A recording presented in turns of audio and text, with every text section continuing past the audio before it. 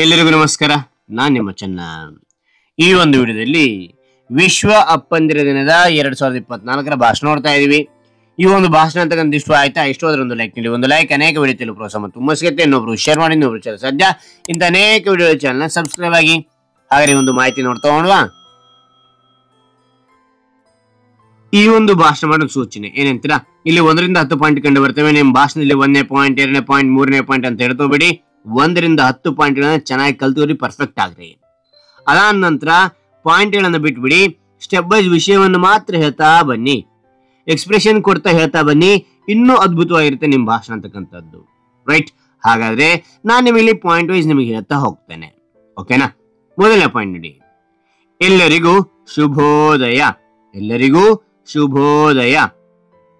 2ನೇ ಪಾಯಿಂಟ್ ನೋಡಿ, ಪ್ರಥಮವಾಗಿ ಎಲ್ಲರಿಗೂ ವಿಶ್ವ ಅಪ್ಪಂದಿರ ದಿನದ ಶುಭಾಶಯಗಳು. ವಿಶ್ವ ಅಪ್ಪಂದಿರ ದಿನದ ಶುಭಾಶಯಗಳು. ಶುಭಾಶಯಗಳು. ಮತ್ತೆ ನೋಡಿ, ಪ್ರಥಮವಾಗಿ ಎಲ್ಲರಿಗೂ ವಿಶ್ವ ಅಪ್ಪಂದಿರ ದಿನದ ಶುಭಾಶಯಗಳು. 3ನೇ ಪಾಯಿಂಟ್, ಅಪ್ಪಗೆ ಗೌರವ ಸಲ್ಲಿಸಲು ಈ ದಿನ ಮೀಸಲು. ಅಪ್ಪಗೆ ಗೌರವ ಸಲ್ಲಿಸಲು ಈ ದಿನ ಮೀಸಲು. 4ನೇ ಪಾಯಿಂಟ್, ಜಗತ್ತಿನ 70ಕ್ಕೂ ಅಧಿಕ ದೇಶಗಳಲ್ಲಿ ಜೂನ್ 3ನೇ ಭಾನುವಾರ, ಜೂನ್ 3ನೇ ಭಾನುವಾರ ದಿನವನ್ನು ಆಚರಿಸುತ್ತಾರೆ. ಮತ್ತು ನೋಡಿ, ಜಗತ್ತಿನ 70ಕ್ಕೂ ಅಧಿಕ ದೇಶಗಳಲ್ಲಿ ಜೂನ್ 3ನೇ ಭಾನುವಾರ ಈ ದಿನವನ್ನು ಆಚರಿಸುತ್ತಾರೆ. 5ನೇ ಪಾಯಿಂಟ್, ತಾಯಿಯನ್ನು ಗೌರವಿಸಲು ಆಚರಿಸುವ ಮಾತೃ ದಿನಕ್ಕೆ ಇದು ಪೂರಕ.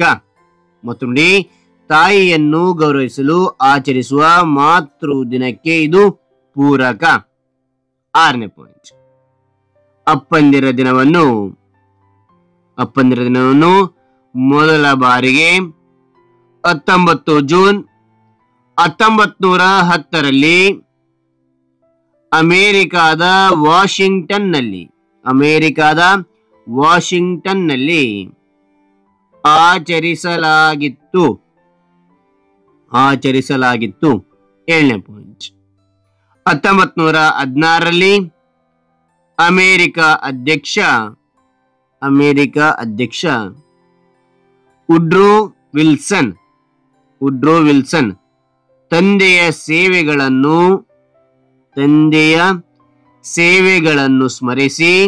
ಸ್ಮರಿಸಿ ಎಲ್ಲಾ ತಂದೆಯಂದಿರಿಗೂ ಶುಭಾಶಯ ತಿಳಿಸುತ್ತಾರೆ. ಮತ್ತು ನೋಡಿ, 2016ರಲ್ಲಿ ಅಮೆರಿಕ ಅಧ್ಯಕ್ಷ ವುಡ್ರೋ ವಿಲ್ಸನ್ ತಂದೆಯ ಸೇವೆಗಳನ್ನು ಸ್ಮರಿಸಿ ಎಲ್ಲಾ ತಂದೆಯಂದಿರಿಗೂ ಶುಭಾಶಯ ತಿಳಿಸುತ್ತಾರೆ.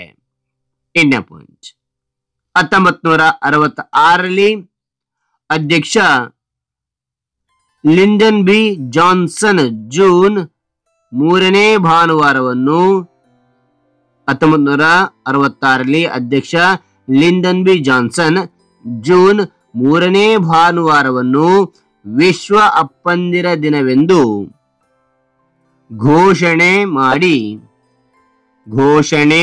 ಮಾಡಿ ಸಹಿ ಹಾಕುವ ಮೂಲಕ ಅಧಿಕೃತವಾಗಿ ಅಪ್ಪಂದಿರ ದಿನವನ್ನು ಚಾಲ್ತಿಗೆ ತರುತ್ತಾರೆ.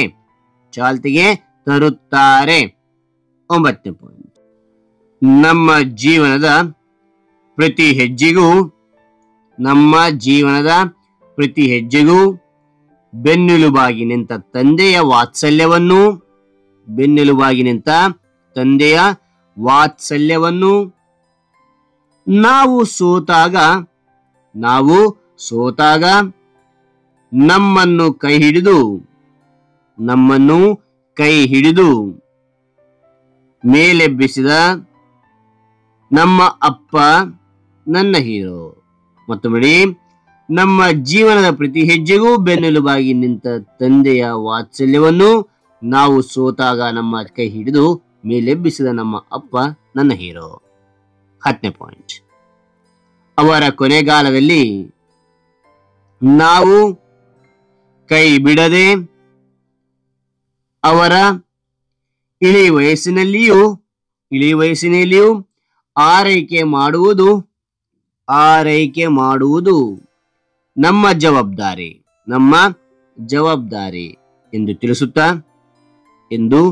ತಿಳಿಸುತ್ತಾ ನನ್ನ ಈ ಭಾಷಣ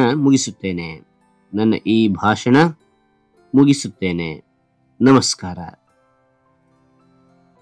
ಹಾಗೆ ಒಂದು ಮಾಹಿತಿ ಅಂತ ಇಷ್ಟ ಆಯ್ತು, ಎಷ್ಟೋದ್ರ ಒಂದು ಲೈಕ್ ನೀಡಿ, ಒಂದು ಲೈಕ್ ಅನೇಕ ವಿಡಿಯೋ ಪ್ರೋತ್ಸಾಹ ತುಂಬ ಸಿಗುತ್ತೆ. ಇನ್ನೊಬ್ರು ಶೇರ್ ಮಾಡಿ, ಇನ್ನೊಬ್ರು ಸಾಧ್ಯ ಅಂತ ಅನೇಕ ವಿಡಿಯೋ ಚಾನಲ್ ಸಬ್ಸ್ಕ್ರೈಬ್ ಆಗಿ. Thank you.